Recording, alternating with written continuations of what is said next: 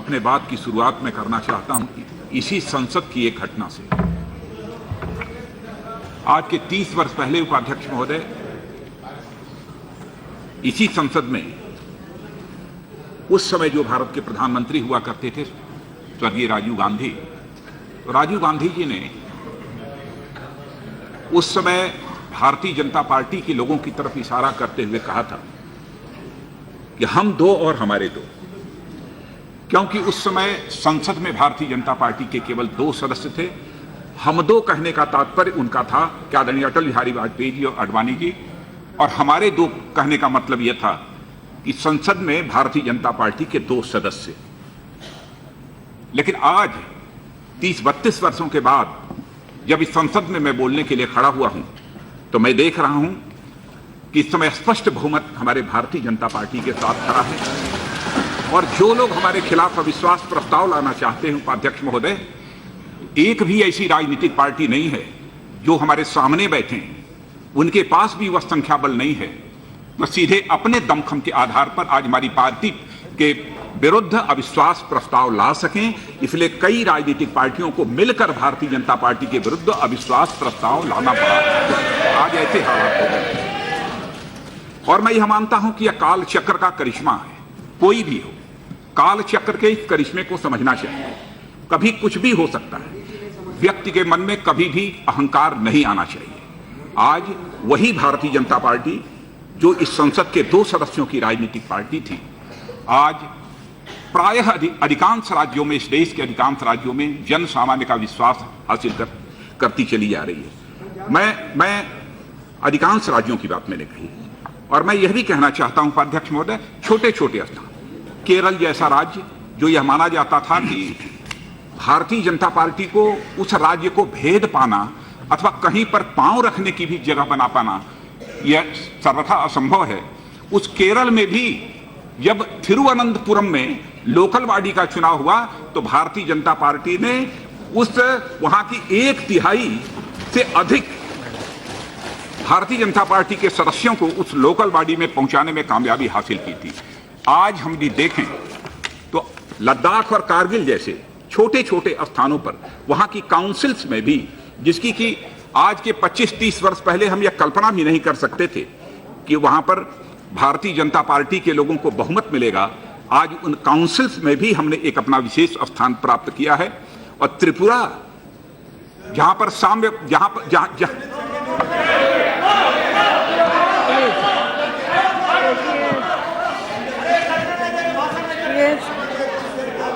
Please बैठिए, no करुणा करें जी, it's okay, every now and then. और त्रिपुरा यहां पर लंबे समय तक एक साम्यवादी सरकार थी। लोग यह कभी कल्पना भी नहीं करते थे कि भारतीय जनता पार्टी अपनी पैठ त्रिपुरा में भी बना पाएगी। वहां पर भी 2/3 बहुमत से त्रिपुरा में भी हमने सरकार बनाने में अध्यक्ष महोदय कामयाबी हासिल की है। लेकिन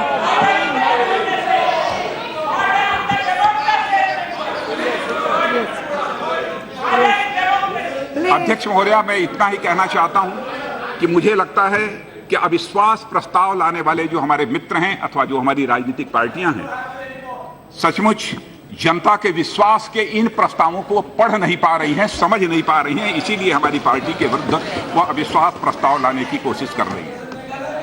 15 वर्षों के बाद अध्यक्ष महोदया, 15 वर्षों के बाद किसी राजनीतिक पार्टी के विरुद्ध संसद में अविश्वास प्रस्ताव लाया गया है।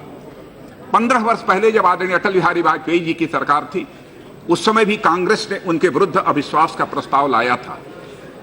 लेकिन बीच में 10 वर्षों तक लगातार कांग्रेस नेतृत्व की यूपीए सरकार थी। लेकिन हम लोगों ने यह कभी नहीं कोशिश की कि कांग्रेस नेतृत्व की यूपीए सरकार के खिलाफ हमको अविश्वास प्रस्ताव लाना चाहिए, क्योंकि हम इस हकीकत को समझते थे कि कांग्रेस नेतृत्व की सरकार के पास स्पष्ट बहुमत है, उनके पास संख्या बल है। सरकार यदि चल रही है तो सरकार चलने देना चाहिए। सरकार को जनता का विश्वास प्राप्त है। इसीलिए हम लोगों ने कभी भी डॉक्टर मनमोहन सिंह जी के नेतृत्व की सरकार के खिलाफ अविश्वास प्रस्ताव लाने की कभी भी कोशिश हम लोगों ने नहीं की। हमारा यह मानना है कि लोकतंत्र में विपक्ष की भी अहमियत होती है। विपक्ष का सम्मान किया जाना चाहिए, उसके भावनाओं की इज्जत की जानी चाहिए। और इसीलिए जबकि बहुत सारे लोगों का यह विचार था कि साहब अनावश्यक रूप से अविश्वास प्रस्ताव लाया जा रहा है, विपक्ष के लोग भी जानते हैं यह सरकार बहुमत सिद्ध करने में कामयाब होगी, हमारा विश्वास का प्रस्ताव गिर जाएगा। फिर भी हमारे प्रधानमंत्री जी ने, हम सब लोगों ने उनके साथ यह बैठकर फैसला किया, स्वस्थ लोकतांत्रिक व्यवस्था में विपक्ष की भी अहमियत होती है। विपक्ष की यदि इच्छा है कि अविश्वास प्रस्ताव लाया जाना चाहिए तो हमें अविश्वास प्रस्ताव को स्वीकार करना चाहिए और अविश्वास प्रस्ताव पर चर्चा करनी चाहिए। इसलिए अध्यक्ष महोदया, इस संसद में अविश्वास प्रस्ताव को लेकर यहां पर चर्चा हो रही है। जहां तक हमारी सरकार का प्रश्न है, मैं जानता हूं कि हमारे प्रतिपक्ष के लोग दिल से भले ही स्वीकार करें, लेकिन प्रत्यक्ष रूप से जन सामान्य के सामने इस हकीकत को स्वीकार नहीं करेंगे कि दुनिया का हर व्यक्ति सच्चाई को स्वीकार करता है कि विगत 4-4.5 वर्षों से लगातार जो हमारी सरकार चली है, हमारे प्रधानमंत्री ने अंतर्राष्ट्रीय जगत में भारत की प्रतिष्ठा को बढ़ाने में कामयाबी हासिल की है। भारत की प्रतिष्ठा को एक ऊंचाई दिलाने में उन्होंने कामयाबी हासिल की है। इतना ही नहीं, आज जो हम संसद में यहां पर खड़े हैं, यदि हम पिछले 30 वर्षों के राजनीतिक इतिहास के पन्नों को पलटकर देखें अध्यक्ष महोदया, या तो 30, 32, 34 वर्ष पहले किसी राजनीतिक पार्टी को इसी भारत की संसद में स्पष्ट बहुमत प्राप्त हुआ था, या अब 4 वर्ष पहले जाकर किसी राजनीतिक पार्टी को इसी भारत की संसद में स्पष्ट बहुमत प्राप्त हुआ है। बीच में किसी भी राजनीतिक पार्टी को संसद में कभी स्पष्ट बहुमत प्राप्त नहीं हुआ। लेकिन यह भी एक ऐतिहासिक पक्ष है जिस हकीकत को हमको समझना चाहिए। कभी भी किसी गैर कांग्रेस राजनीतिक पार्टी को भारत की संसद में आजाद भारत के इतिहास में कभी भी बहुमत प्राप्त नहीं हुआ, और पहली बार आजाद भारत के इतिहास में किसी गैर कांग्रेस राजनीतिक पार्टी को स्पष्ट बहुमत हासिल हुआ है तो भारतीय जनता पार्टी को हासिल हुआ है। यह अविश्वास प्रस्ताव लाने वाले मित्रों को इस हकीकत को समझना चाहिए। किस नेतृत्व के खिलाफ आप अविश्वास प्रस्ताव ला रहे हैं? जिस नेता के ऊपर सारे देश का विश्वास है, जिस नेता जिस देश के प्रधानमंत्री की जिस देश के प्रधानमंत्री के अपील पर गिव इट अप योजना के अंतर्गत देश के हजारों करोड़ों लोगों ने रसोई घर पर जो हमारा ये एलपीजी गैस सिलेंडर होता है उस पर प्राप्त होने वाली सब्सिडी को छोड़ दिया पूरी तरह से। हम उस नेता के प्रति अविश्वास प्रस्ताव करने के लिए हम यहां पर बैठे हैं। इतना ही नहीं, जो यहां पर सीनियर सिटीजन्स होते हैं, सीनियर सिटीजन्स को भी जो ट्रेन में एसी में चलने की सुविधा प्राप्त है थी, उसमें से लगभग लाखों की संख्या में ऐसे हमारे सीनियर सिटीजन्स रहे जिन्होंने कि प्रधानमंत्री की अपील पर उन्होंने एसी की यात्रा जो करना उन्होंने बिल्कुल से फोरगो कर दिया, उसका जो है परित्याग कर दिया। तो ऐसे नेता जिसकी अपील जनसामान्य में इतनी बड़ी है, उसके विरुद्ध आज हम अविश्वास प्रस्ताव पर चर्चा करने के लिए यहां पर एकत्रित हुए हैं। नोटबंदी की बात की गई और यह बताया गया अध्यक्ष महोदया कि नोटबंदी के कारण कितना बड़ा भारत की अर्थव्यवस्था में क्यास पैदा हो गया है, कितनी बड़ी अराजकता पैदा हो गई है। जनता को इसका खामियाजा भुगतना पड़ा है। लेकिन मैं यह बतलाना चाहता हूं और मैं इस देश की जनता को बधाई देना चाहता हूं, भले ही तात्कालिक स्तर पर इस जनता को कष्ट क्यों न उठाना पड़ा हो अध्यक्ष महोदया, लेकिन नोटबंदी के बाद इस देश के सबसे बड़े राज्य उत्तर प्रदेश में चुनाव हुआ था। उत्तर प्रदेश की जनता ने थोड़ा बहुत कष्ट यदि उठाना पड़ा तो उठाया नोटबंदी के फैसले के कारण, लेकिन भारतीय जनता पार्टी को स्पष्ट बहुमत देकर उत्तर प्रदेश में हमारी सरकार बनाई। यानी इस संबंध में अपना विश्वास, प्रधानमंत्री का जो यह फैसला था उसके प्रति उत्तर प्रदेश की जनता ने भी उस समय विश्वास व्यक्त किया। ऐसा उसके बाद कई राज्यों में हुआ है। और अध्यक्ष महोदया मैं ये कहना चाहता हूं, उसके लाने वाले लोगों पर कम से कम जनता का विश्वास नहीं है। Please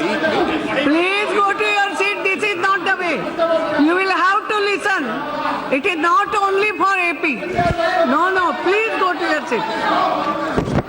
Yes, let him speak. Let him speak then. No. Sorry, please go to your अध्यक्ष seat. महोदया, Please. Please, अध्यक्ष please. महोदया, मैं इतना ही कहना चाहता हूं कि जो अविश्वास प्रस्ताव लाया गया है उसको लाने वाले लोगों पर जनता का विश्वास कितना है, सहज में ही इसका अनुमान कर सकते हैं। और मैं देख रहा हूं कि कई राजनीतिक दलों ने मिलकर हमारी सरकार के खिलाफ अविश्वास प्रस्ताव लाने की यह कोशिश की है, लेकिन मैं जानता हूं जिन राजनीतिक दलों ने मिलकर यह अविश्वास प्रस्ताव मेरे ऊपर, यह हमारी सरकार के ऊपर लाने की कोशिश की है अध्यक्ष महोदया, उनका भी एक दूसरे के ऊपर विश्वास नहीं है। और नेतृत्व का यदि जहां तक सवाल है, जिस गठबंधन की चर्चा हो रही है, बहुत राजनीतिक पार्टियों के गठबंधन की जो चर्चा हो रही है, मैं अध्यक्ष महोदय मैं दावे के साथ कह सकता हूं कि यदि इस गठबंधन में नेतृत्व की चर्चा यदि हो जाए तो आप यह मान लीजिए कि गई भैंस पानी में एक ऐसे हालात यहां पैदा हो जाएंगे, सारा का सारा गठबंधन यह पूरी तरह से टूट जाएगा। और मैं मानता हूं, ये सभी जानते हैं, जिन लोगों के द्वारा अविश्वास प्रस्ताव लाया गया है अध्यक्ष महोदया, उसको लेकर भी हमारे मित्रों के मन में पूरी तरह से विश्वास नहीं है।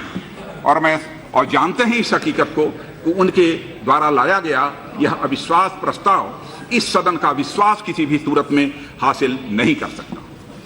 अध्यक्ष महोदया, मैं एक दूसरे बहुत ही इंपॉर्टेंट इशू की ओर मैं संसद का ध्यान आकर्षित करना चाहूंगा, क्योंकि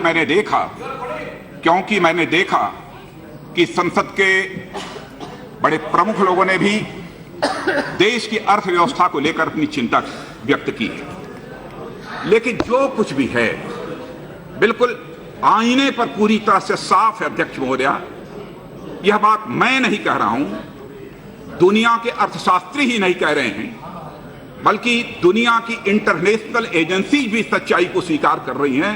इस समय विश्व में फास्टेस्ट ग्रोइंग इकोनॉमी यदि किसी कंट्री की है तो हमारे और आपके कंट्री ये भारत की है, तभी स्वीकार कर रहे हैं अध्यक्ष महोदया। जीडीपी की ग्रोथ रेट का जहां तक प्रश्न है, यूनाइटेड नेशंस की एक एजेंसी ने कहा है और आईएमएफ ने भी कहा है कि इस सच्चाई को भी स्वीकार नहीं किया जा सकता कि आज भारत की इकोनॉमी जितनी तेजी के साथ आगे बढ़ रही है, यह 2019 और 2020 के इस फाइनेंशियल ईयर में जीडीपी की ग्रोथ रेट 7.8% से भी ऊपर जा सकती है। यह देश की बड़ी बड़ी इकोनॉमी अर्थशास्त्रियों ने भी कहा है और इंटरनेशनल एजेंसीज ने भी इस सच्चाई को कहा है। हमारे कई मित्रों ने इस बात को भी कहा कि हमारा भारत 4 वर्ष पहले दुनिया की टॉप 10 इकोनॉमीज में था, 9th नंबर था उसका, 9वें स्थान पर वो हमारा यह देश खड़ा था अर्थव्यवस्था की साइज के हिसाब से। लेकिन आज ये हमारे लिए कम गौरव की बात नहीं है अध्यक्ष महोदया कि 4 वर्षों के अंदर जो भारत 9वें स्थान पर था, आज विश्व की अर्थव्यवस्थाओं में वो 6ठे स्थान पर आकर खड़ा हो गया अध्यक्ष महोदया।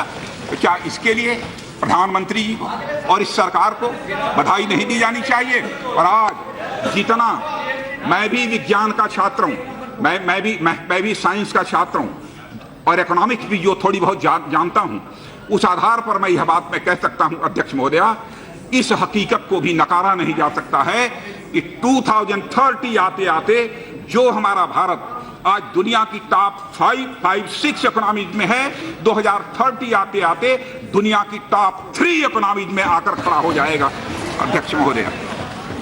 इन्वेस्टर्स का जहां तक सवाल है, बहुत सारे ऐसे मेजर रिफॉर्म्स हमारी राजनीतिक पार्टी ने किए हैं, स्ट्रक्चरल रिफॉर्म्स और प्रोसीजरल रिफॉर्म्स भी हमारी सरकार ने किए हैं, जिसके परिणाम स्वरूप मैं कह सकता हूं कि आज विश्व के इन्वेस्टर्स के लिए सबसे बड़ा मोस्ट अट्रैक्टिव डेस्टिनेशन यदि कोई देश बना है दुनिया में तो हमारा और आपका देश के भारत बना है अध्यक्ष महोदया। ऐसे हालात बने हैं। आज हमारे सामने जो भी हमारे कांग्रेस के मित्र बैठे हैं, लंबे समय तक आप लोगों ने सरकार चलाई है। मैं आपकी सरकार के ऊपर कोई टीका टिप्पणी नहीं करना चाहता, लेकिन अध्यक्ष महोदया इस सच्चाई को तो स्वीकार करना पड़ेगा। आंकड़े बोलते आंकड़ों को देखकर हकीकत समझी जा सकती है। क्या यह सच नहीं? 10 वर्षों तक पिछली आपकी लगातार सरकार चली है, जीडीपी ग्रोथ रेट से बराबर रेट ऑफ इन्फ्लेशन हाई हुआ करता। आज क्या हो गए? आज वो सारे इंडिकेटर्स बदल गए हैं। आज जीडीपी की ग्रोथ रेट ऊपर है और रेट ऑफ इन्फ्लेशन उससे कम है, और कभी कभी तो ऐसे हालात पैदा हो गए कि जीडीपी की ग्रोथ रेट की रेट ऑफ इन्फ्लेशन हाफ है।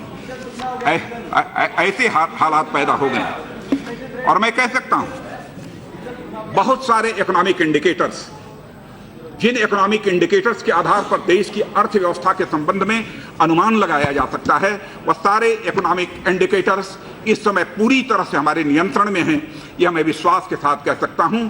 और सारी दुनिया के लिए इस समय कोई भी कंट्री एक ब्राइट स्पॉट के रूप में है इन्वेस्टर्स के लिए, तो भारत है। यह बात भी मैं अध्यक्ष महोदय विश्वास के साथ कहना चाहता हूं। यहां तक फॉरेन डायरेक्ट इन्वेस्टमेंट का प्रश्न है, मित्र सारे मैं जानता हूं, हमारे एक नौजवान मित्र असम से जो यहां पर बैठे हैं, गौरव गोगोई, और मैं जानता हूं कि अध्ययन करते हैं, इकोनॉमिक्स के बारे में भी अच्छी तरह जानते हैं। आज तक फॉरेन डायरेक्ट इन्वेस्टमेंट का जहां तक सवाल है, वो $150 बिलियन इस समय हमारे देश में हुआ। $150 बिलियन। यह कोई छोड़िए, यदि मैं चर्चा करूंगा तो बात बहुत आगे तक जाएगी। अध्यक्ष महोदय, 2-3 बातें और अर्थव्यवस्था की दृष्टि से मैं यहां पर चर्चा करना चाहता हूं।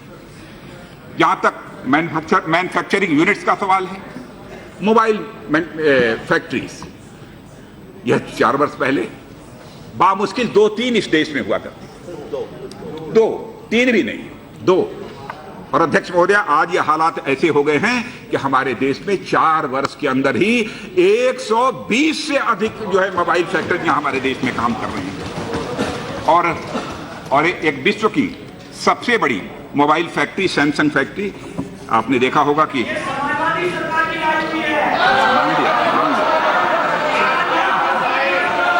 मान लिया आपको,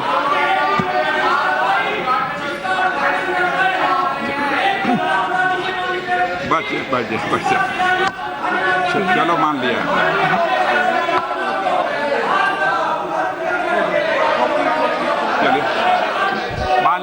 मान लिया समाजवादी पार्टी ने लाया, मान लिया कांग्रेस, चलिए मान लिया कांग्रेस पार्टी ने लाया, सबने लाया, लेकिन आपने देखा कि वहां के प्राइम मिनिस्टर को बुलाकर उसकी कैपेसिटी को इनहांस कराने का काम यदि की सरकार ने किया है तो हमारी सरकार ने किया है। अध्यक्ष महोदय, ये सच्चाई को भी स्वीकार नहीं किया जा सकता। ईज ऑफ डूइंग बिजनेस के मामले में इन्वेस्टर्स के लिए भारत अट्रैक्टिव डेस्टिनेशन क्यों बना है? क्योंकि ईज ऑफ डूइंग बिजनेस के मामले में भी हम तेजी के साथ जो है आगे बढ़ रहे हैं। उसी तरीके से जिस तरीके से इंफ्रास्ट्रक्चर सेक्टर में धांधली हो रही थी, और विशेष रूप से रियल एस्टेट को भी पूरी तरह से कंट्रोल करने के लिए रियल एस्टेट रेगुलेटरी अथॉरिटी यह भी हम लोगों ने बनाई है। इतना ही नहीं, जो भगोड़े बड़ी चर्चा होती थी, पहले भी यहाँ का धन लूट कर लोग बाहर चले जाते थे। अध्यक्ष महोदय, फ्यूजिटिव इकोनॉमिक ऑफेंडर्स जो होते थे, उनके ऊपर भी प्रभावी कार्रवाई करने का बिल पहली बार यदि किसी सरकार ने पास कराने की कोशिश की है तो हमारी सरकार ने की है। अभी कल ही पास हुआ है यहाँ पर लोकसभा में। मैं याद दिलाना चाहता हूं अध्यक्ष महोदय कि हमारे उस समय के प्रधानमंत्री 30 वर्ष पहले के स्वर्गीय राजीव गांधी जी कहा करते थे कि जब हम 100 पैसा भेजते हैं विकास के लिए तो धरातल पर पहुंचते पहुंचते 16 पैसा रह जाता है। 16 कहा था, बाद में 15 हुआ था, पहले 16 कहा था, 16 पैसा पहुंचता है। लेकिन आज हमारी सरकार ने डायरेक्ट बेनिफिट ट्रांसफर के माध्यम से जिन लोगों तक जो सब्सिडी जितनी पहुंचनी चाहिए पूरी की पूरी वह सब्सिडी लोगों तक पहुंचे, इसलिए डायरेक्ट बेनिफिट ट्रांसफर स्कीम का जो सहारा लिया है उसका भी पूरा का पूरा लाभ मिल रहा है। इतना ही नहीं, भारत की प्रतिष्ठा की बात मैंने कही है। मैं जानता हूं कुछ लोगों को यह लगा होगा कि भारत की प्रतिष्ठा अंतर्राष्ट्रीय जगत में बढ़ गई है। कैसे मैं यह दावा कर रहा हूं? तथ्य तो मैंने कई दिए हैं, लेकिन एक तथ्य और देना चाहता हूं। मिसाइल टेक्नोलॉजी कंट्रोल रिजिम की मैं बात यहां पर करना चाहता हूं। अध्यक्ष महोदय, चीन जो इतनी बड़ी अर्थव्यवस्था है, विश्व की इतनी बड़ी अर्थव्यवस्था है, चीन भी मिसाइल टेक्नोलॉजी कंट्रोल रिजीम का मेंबर नहीं है, बल्कि 4 वर्षों के अंदर इस मिसाइल टेक्नोलॉजी कंट्रोल रिजीम की मेंबरशिप पाने में यदि किसी देश ने कामयाबी हासिल की है तो अध्यक्ष महोदय, हमारे और आपके देश भारत ने वह कामयाबी हासिल की है। इसलिए भारत की सराहना की जानी चाहिए।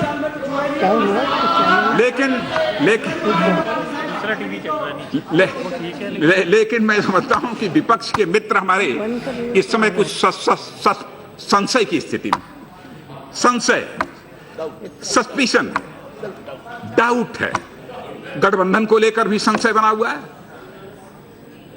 यदि गठबंधन हो गया तो आगे चलेगा कि नहीं चलेगा, इसको भी लेकर जो है संशय बना हुआ है। इसका नेता कौन होगा, इसको भी लेकर संशय बना हुआ है। और नीतियों को लेकर तो संशय बना हुआ है। लेकिन कभी कभी वो कंप्रोमाइज कर लेते हैं, समझौता कर लेते हैं अपने मन को। आऊंगा, आई एम कमिंग, आ रहा हूं, आप बैठ जाओ, मैं आ रहा हूं। अध्यक्ष महोदया, मैं ये चर्चा कर रहा था कि इस समय गठबंधन को लेकर भी संशय है, नेता को लेकर भी संशय है, नीतियों को लेकर भी संशय है, और नेताओं में कैसा संशय है, मैं चर्चा यहाँ करना चाहता हूँ।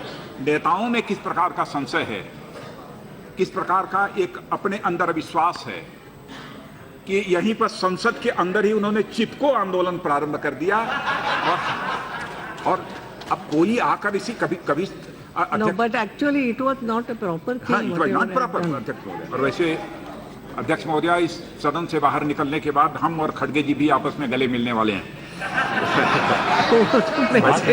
वैसे मैं उसके खिलाफ नहीं हूँ राजनाथ। अध्यक्ष महोदय, मैं यह चर्चा कर रहा हूँ कि हमारे धर्मशास्त्रों में कहा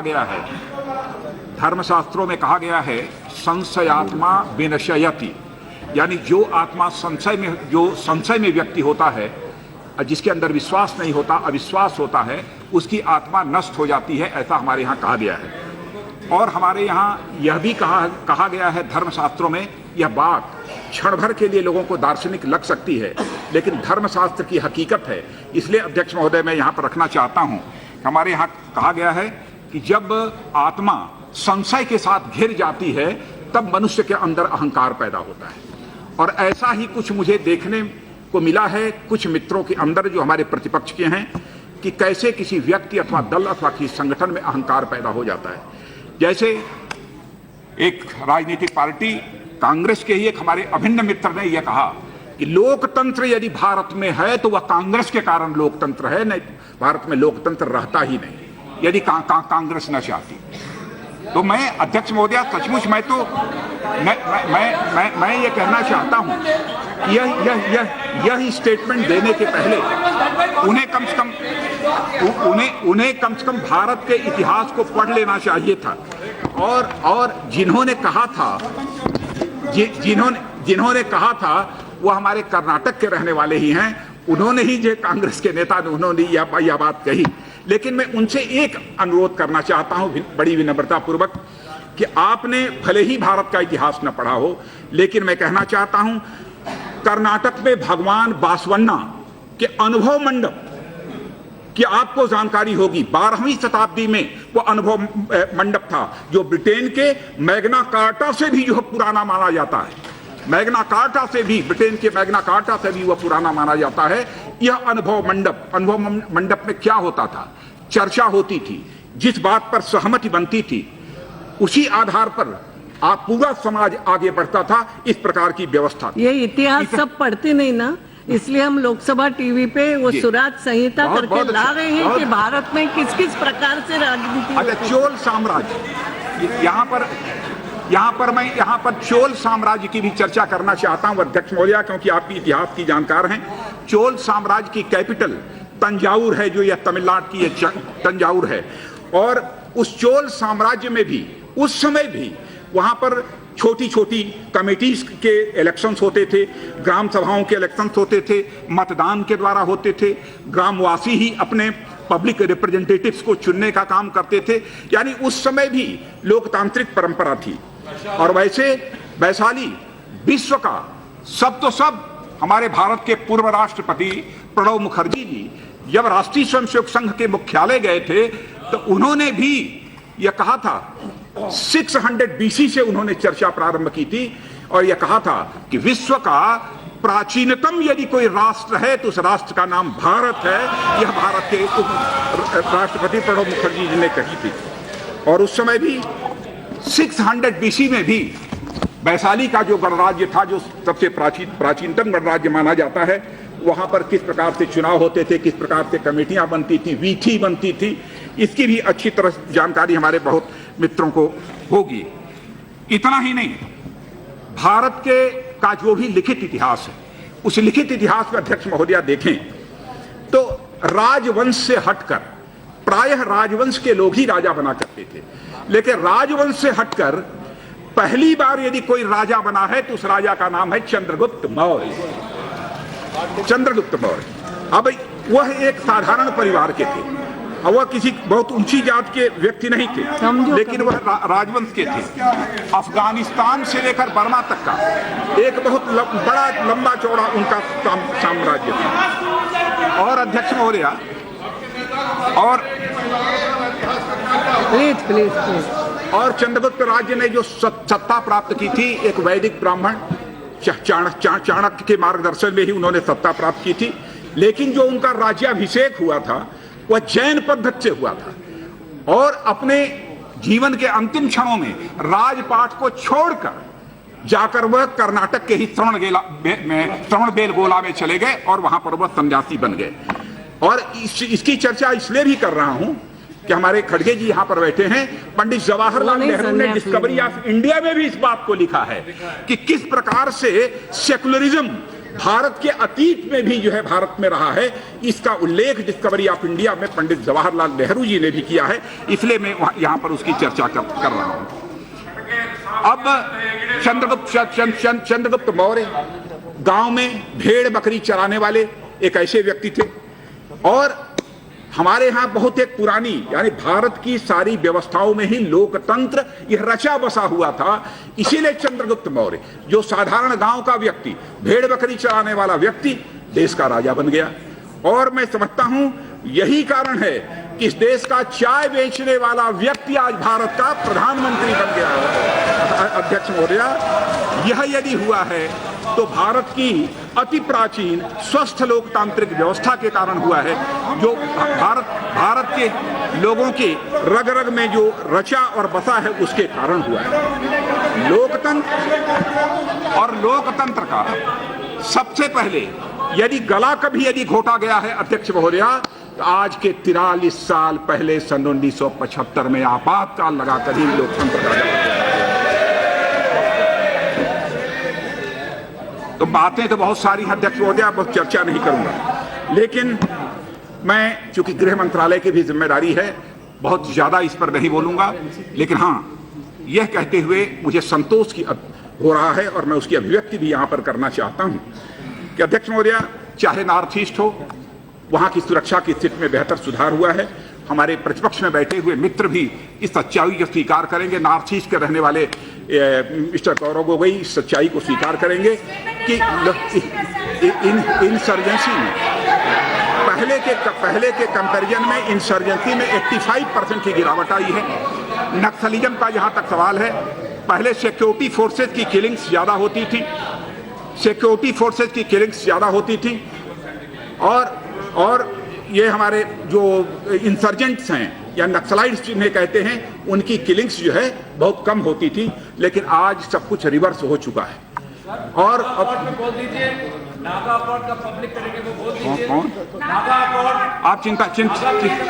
आप आश्वस्त रहिए। नागा फ्रेमवर्क जो एग्रीमेंट हुआ है नागा इशू को लेकर फ्रेमवर्क एग्रीमेंट हुआ है, वह फ्रेमवर्क एग्रीमेंट निश्चित रूप से मैच्योर होगा। मैं आपको विश्वास दिलाना चाहता हूं। सबसे बड़ी बात अध्यक्ष महोदया, कि कोई भी 4 वर्षों के अंदर कोई भी बड़ी आतंकवाद की घटना इस देश में नहीं हो पाई।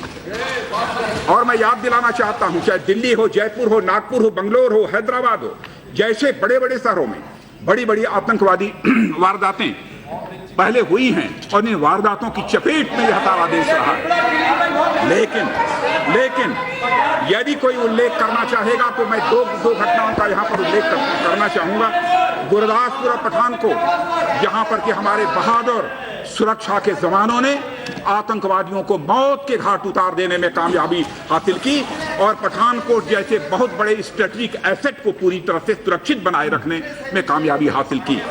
इस प्रकार के एक ऐसे हालत में मैं अपने सेना के जवानों का और अपने सारे सीएपीएफ और अन्य हमारे जो सुरक्षा बल, जो पुलिस के, राज्य पुलिस के जवान हैं, मैं उनके साहस की, उनके शौर्य की और उनकी क्षमता की यहाँ पर मैं प्रशंसा करना चाहता हूँ। और मैं यह भी सदन को बतलाना चाहता हूँ, अध्यक्ष महोदय, हम लोगों ने अपने सेना और सुरक्षा के और पुलिस के जवानों को हाथ बांध कर नहीं रखा है, इसीलिए सुरक्षा के मोर्चे पर इस प्रकार की कामयाबी आज हमको हासिल हो रही है।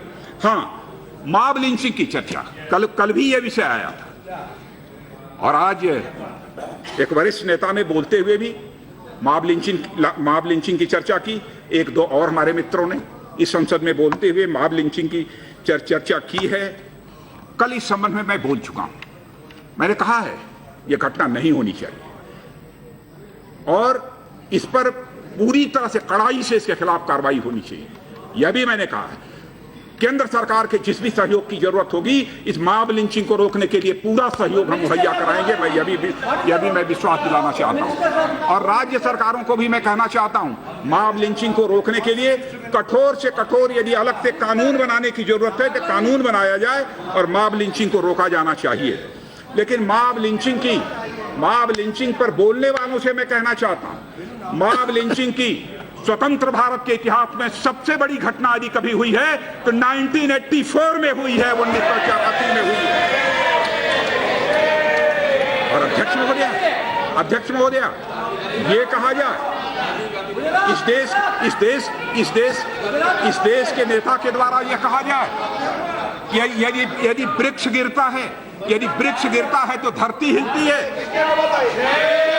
वृक्ष गिरता है तो धरती हिलती है। आज वो लोग मॉब लिंचिंग को लेकर हम लोगों को पाठ पढ़ा रहे हैं। मॉब लिंचिंग को कैसे रोका जाए? आज भी सिख समुदाय के परिवारों की क्या हालत है वह मैं देखता हूं मुझसे जब लोग यहां पर मिलते हैं।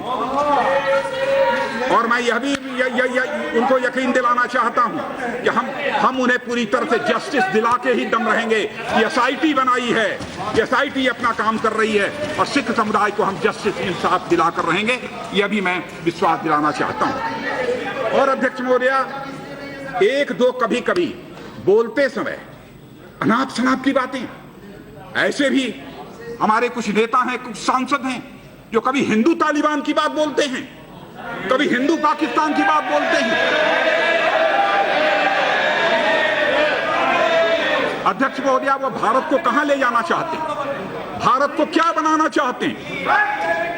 मैं उनसे कहना चाहता हूं उनकी दौरे हुकूमत में अध्यक्ष महोदय क्या हुआ है? केरल के एक अध्यापक जोसेफ का सरेआम हाथ विद्यालय के बच्चों के सामने काट लिया गया, तब क्या तालिबान उन्हें याद नहीं आया?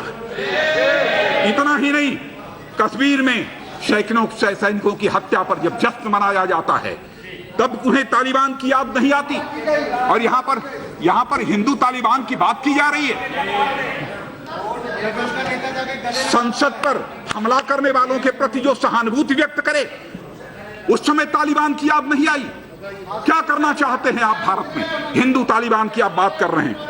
मैं अपने विपक्ष के मित्रों को कहना चाहता हूं कि भारत की परंपरा को समझिए, न हो तो भारत के अतीत के पन्नों को पलट कर देखिए कि भारत का कैसा इतिहास है, भारत की कैसी परंपरा है। रावण जिसे हमारे यहां शैतान माना गया है, लेकिन जब वह मृत्यु शैया पर था तब मर्यादा पुरुषोत्तम भगवान राम ने अपने छोटे भाई लक्ष्मण को कहा, जाओ और रावण के पांव के तले बैठकर, पांव के पास बैठकर उनसे शिक्षा प्राप्त करो, ज्ञान प्राप्त करो। उनका भी सम्मान करने की परंपरा यह भारत में रही है, ऐसी परंपरा रही है। महाभारत का युद्ध हुआ। अध्यक्ष महोदय, कौरवों का नाश किया पांडवों ने, लेकिन जिन कौरवों का नाश पांडवों ने किया उन कौरवों का श्राद्ध कर्म करने का काम भी पांडवों ने ही किया। यह हमारे यहां सहनशीलता थी अध्यक्ष महोदया। इतना ही नहीं, मोहम्मद गोरी को कई बार पृथ्वीराज चौहान ने पराजित किया, कई बार पृथ्वीराज चौहान ने पराजित किया, लेकिन उन्हें 25 बार मोहम्मद गोरी को माफ करने का भी काम उन्होंने किया। और तो और मैं छत्रपति महाराज शिवाजी की मैं याद करना चाहता हूं। कल्याण के किले पर कब्जा करने के बाद और कल्याण के किलेदार की बहू गौहर बानो को ससम्मान वापस करने का काम यदि किसी ने किया तो छत्रपति महाराज शिवाजी ने किया। यह है एक भारत की परंपरा और मैं समझना चाहता हूं, इस हकीकत को समझना चाहिए। और यह भारत यहाँ हिंदू हो, मुसलमान हो, ईसाई हो, सभी मिलजुल कर एक दूसरे के साथ भाई भाई की तरह रहते। भारत में ऐसे हालात मत पैदा करो। पाकिस्तान यह जहनियत है, पाकिस्तान यह देश नहीं, यह जहनियत है। और मैं याद दिलाना चाहता हूं अध्यक्ष महोदया, 1916 लखनऊ जो हमारा पार्लियामेंट्री कॉन्स्टिट्यूएंसी है, जहां से मैं जीत कर आता हूं, वहीं पर 1916 में कांग्रेस का अधिवेशन हुआ था और उसी समय मुस्लिम लीग ने पृथक निर्वाचन क्षेत्र का प्रस्ताव रखा था। वहीं से पाकिस्तान की जहनियत ने काम करना प्रारंभ कर दिया और 47 आते आते भारत माता के 2 टुकड़े हो गए, भारत बन गया और यह पाकिस्तान बन गया। क्या हम चाहते हैं वह पाकिस्तान रूपी जहनियत आज भी वह भारत में जिंदा रहे? क्या हम ऐसी जहनियत को भारत में बनाकर रखना चाहते हैं?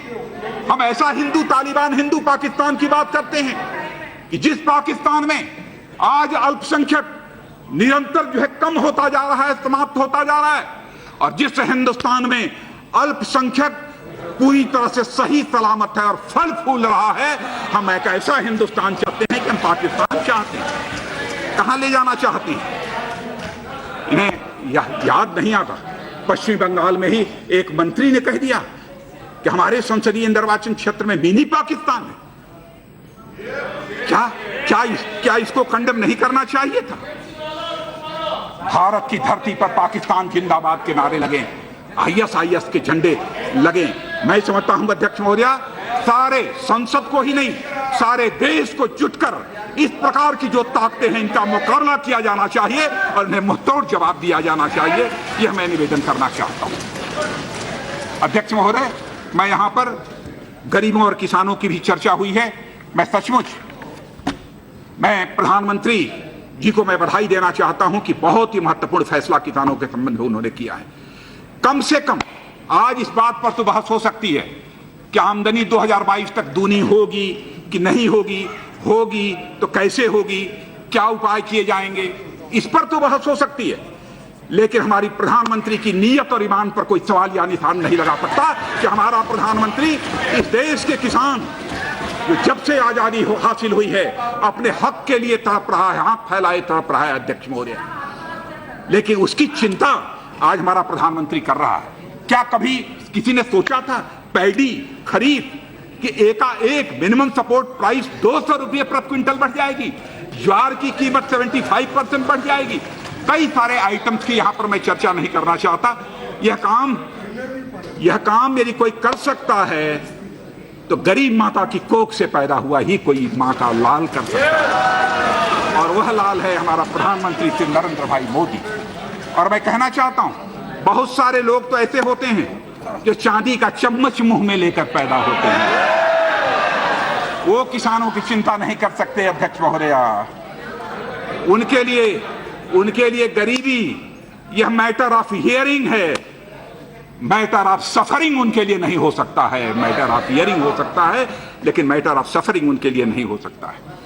जहां तक हमारी सरकार का प्रश्न है, हमारे राकेश सिंह जी ने, जो हमारे पहले वक्ता थे, बहुत ही विस्तार पूर्वक आयुष्मान योजना, सौभाग्य योजना, मुद्रा योजना, इन सब सारे योजनाओं की जानकारी दी है। लेकिन बेरोजगारी पर बहस हो रही थी, चर्चा हो रही थी। मैं याद दिलाना चाहता हूं, मुद्रा योजना के अंतर्गत 12 करोड़ लोगों ने ऋण लिया, जिसमें से 3.25 करोड़ लोगों ने फर्स्ट टाइम एंटरप्रेन्योर्स के रूप में काम करना प्रारंभ किया है। अध्यक्ष महोदय, आंकड़े इस बात के गवाह हैं। इसलिए और इतना ही नहीं, जो भी जिस समय राकेश सिंह जी हमारे संसद सदस्य बोल रहे थे, उन्होंने बताया कि हमारे बहुत सारे ऐसे भाजपा शासित राज्य हैं जिन पर की एग्रीकल्चर की ग्रोथ रेट 20% तक, इसकी कल्पना भी नहीं की जा सकती। देश की एग्रीकल्चर की ग्रोथ रेट यदि 4% से ऊपर पहुंच जाए तो हम मानते हैं कि बहुत कुछ हमने हासिल कर लिया। लेकिन कैसे एग्रीकल्चर की ग्रोथ रेट बढ़ाई जा सकती है, इसकी मिसाल हमारे कई राज्य सरकारों ने यहां पर कायम की है। पूर्व सैनिकों को भी वन पेंशन देने का काम किसी दूसरी सरकार ने नहीं किया। 30 वर्षों से उनकी मांगे लंबित थी, किया तो हमारी सरकार ने किया।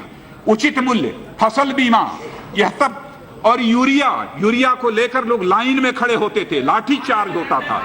यूरिया की कीमत भी कम हुई है और यूरिया बहुत ही सहजता पूर्वक लोगों को उपलब्ध भी हो पा रही है। इसलिए मैं ये कहना चाहता हूं अध्यक्ष महोदय कि 4.25 साल लगभग हो रहे हैं हमारे सरकार के, लेकिन इतनी बात मैं दावे के साथ कह सकता हूं कि हमारे प्रधानमंत्री ने 4.25 साल में कम से कम 4.25 मिनट की भी छुट्टी भी कभी लेने की जहजामत नहीं उठाई है।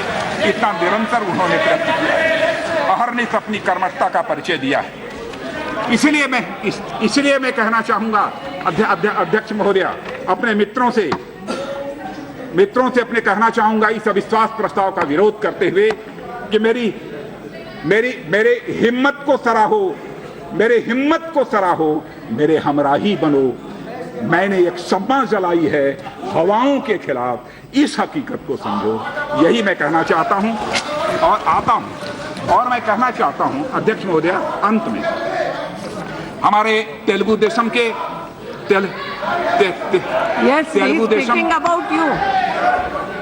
तेलुगु देशम पार्टी ने आंध्र प्रदेश को लेकर चिंता व्यक्त की है।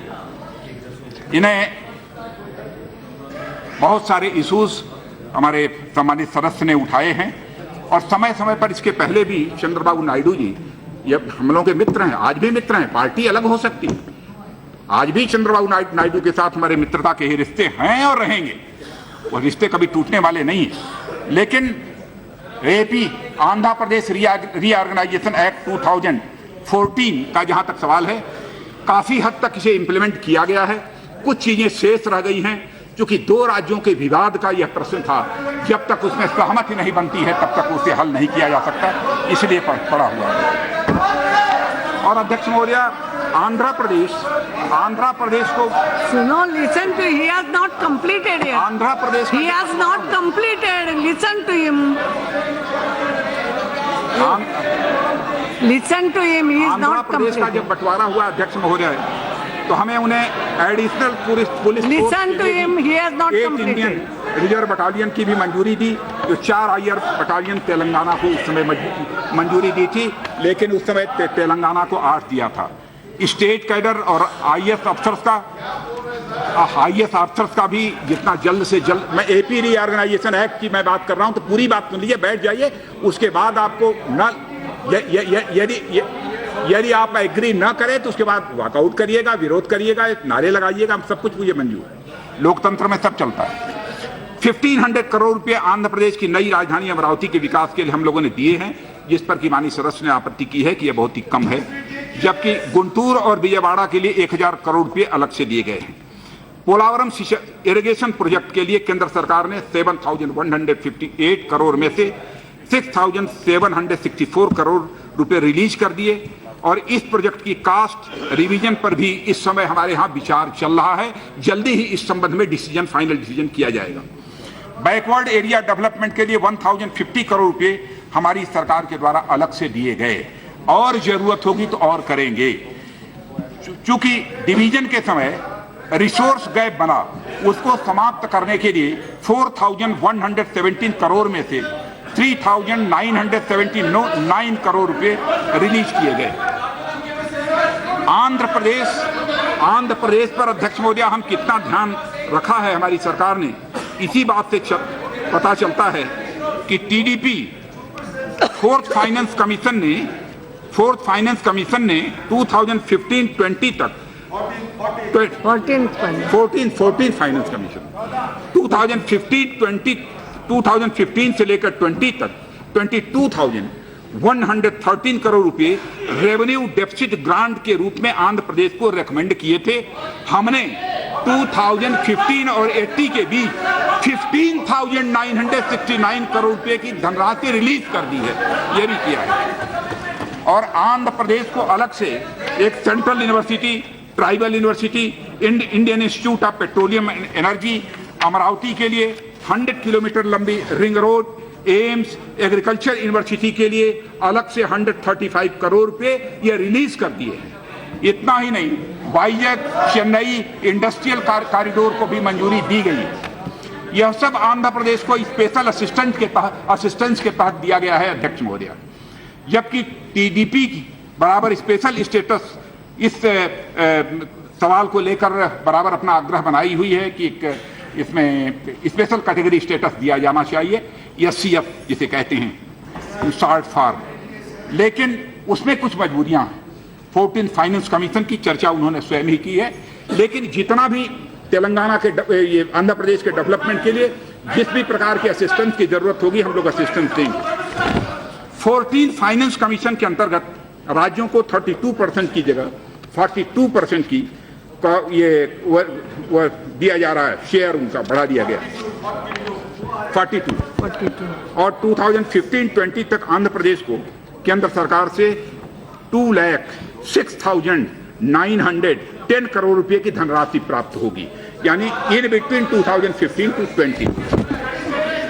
इतना ही अधिक नहीं, एलोकेशन होने के बावजूद सितंबर 2016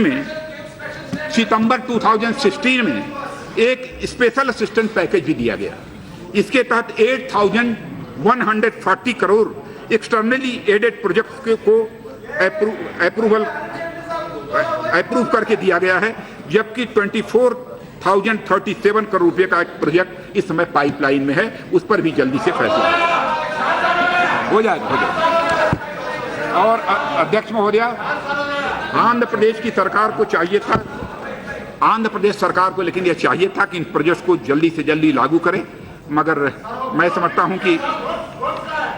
हूं कि स्पेशल स्टेटस की बात को अब उसकी बहुत चर्चा न करके बल्कि इन सब सारे प्रोजेक्ट्स को लागू करें।